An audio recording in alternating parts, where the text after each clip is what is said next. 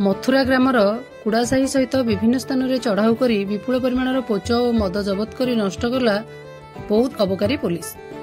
आज संध्या 6:30 समय जिला अबकारी विभाग सूत्रରୁ मिलिଥିବା सूचना अनुसार बौद्ध थाना अंतर्गत हरभंगा ब्लॉक विभिन्न स्थान में जेपरी मथुरा ग्रामर कुड़ासाही, नुआपड़ा, रांभीकटा और डुमरीमुंडारे बेआईन भाव में मद रंधा जाउथबा विशेष सूत्रରୁ खबर पाई जिला अबकारी मोबाइल स्क्वाड टीम और हरभंगा अबकारी पुलिस मिलित भाव में बौद्ध अबकारी थानार इन्स्पेक्टर गदाधर महाराणा नेतृत्व में आज सकाळ पाखापाखि 11टारू आरंभ कर अपराह 5टा पर्यंत चढ़ाऊ करिसेंती। एही चढ़ाऊ समय कौनसी आसामी गिरफ होई नथिबा बेले घटनास्थल मानकरू समुदाय 1800 केजी महुल पोच सहित प्रस्तुत होई रहिथिबा 140 लिटर देशी रंधा मद को जबत करिसेंती। परिवहनर सुविधा नथिबा कारणरू घटनास्थल में जबत महुल पोच रंधा मद सहित व्यवहृत सामग्री को नष्ट करिसेंती। एहा सहित 183/2024 रे एक मामला रुजु करा जायथिबा नै हरभंगा अबकारी थानार ओआईसी सूचना दैछंती।